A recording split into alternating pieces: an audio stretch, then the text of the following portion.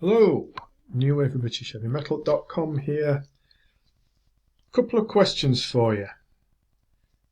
Do you remember, or maybe you own and enjoy such timeless albums like Rainbow's Rising, Dio's Holy Diver, and Black Sabbath's Heaven and Hell? And if you do, or even if you don't, you might know the answer to this one and the follow-up. Do you know the common denominator between the three of those albums? Of course you do. I'm not going to tell you because you should know, right? And if you do, or even if you don't, this album, Sign of the Wolf, is most certainly one for you, right? It's a project which has been put together by Fireworks Magazine's Bruce Mee as a sort of an homage, if you like, to those aforementioned classic albums. And Andrew's assembled a cast of musicians which are mostly having played with Rainbow, Dio or Sabbath on those albums or have some other connection along the way. For example, we've got the always excellent Tony Carey on keyboards, who of course was on Rainbow Rising. We've got Doug Aldrich on guitar, who played with Dio. We've got Vinny Appice on drums, and together with the likes of some, just to name a few of the others that you probably know, Mark Mangold, Touch and various others. Steve Mann played and plays with just about everybody. Steve Morris and others as well. And the vocals are handled in some really powerful style by Andrew Freeman.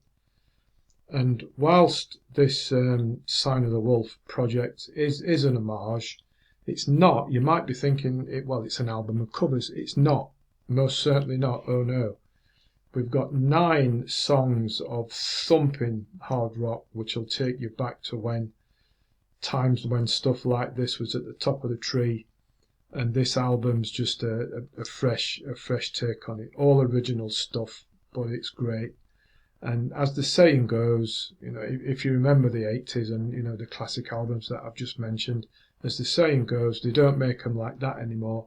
Well, they do, because here's the proof. Sign of the Wolf is one that they do make like that anymore today. What have we got? Well, we've got guitars and keyboards blazing away and intermingling and whatnot. We've got scorching solos, ranging vocals, hooks aplenty, big atmospheric sound, glorious, powerful classic hard rock like it used to be, and, just like it should be, I think. For example, just looking at the music, or rather listening to the music. You don't look at music, do you? You listen to it. Or suppose you look at it if you're reading it to play along with. Anyway, get back to it. Stop rambling, man. What's not to like about the unmistakable Tony Carey spacey thin synth keys intros to the opening track, The Last Unicorn? It'll instantly take you right back to Tarot Woman.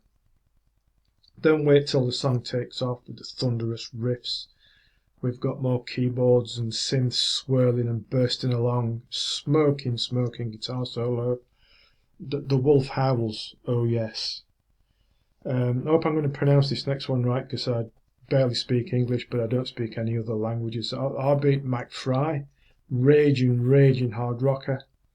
Still Me, hard edge metallic rocker, big infectious hook. And then Silent Killer and Murder at Midnight come along as a duo of slightly slower burning, slightly moody offerings, but they've still got plenty of bite to them and atmospherics. More Carey wizardry, all sorts of synths and keyboards, given the introduction to Rage of Angels, which then develops into a really well-paced mini-epic 7 minutes. Poison power all over the place. Glorious stuff. Rainbow's End, Rainbow could have slotted it onto any of those Dio era albums. Bouncing Betty's a bit of an outlier, I think. There's a slight drop in quality here. It's somewhat cliched and rather generic, but I think we can forgive them a slight dip, given the quality of everything else that's going on. And then the title track sees things out in a most fine style, with everything chucked at it. There's everything going on here. You just have to listen to it to hear for yourself. Now, with an album as good as this, I do hope that Sign of the Wolf is not a one-off, and that perhaps there may be more to come in the future. I certainly hope so. Most highly recommended. If you don't know it, just go out and get it, because it's fantastic. Usual formats available, physical and all that digital stuff that I still don't understand. But do yourself a favour and go and do it. I'll put a link to it. So various albums, various formats available, all the usual stuff.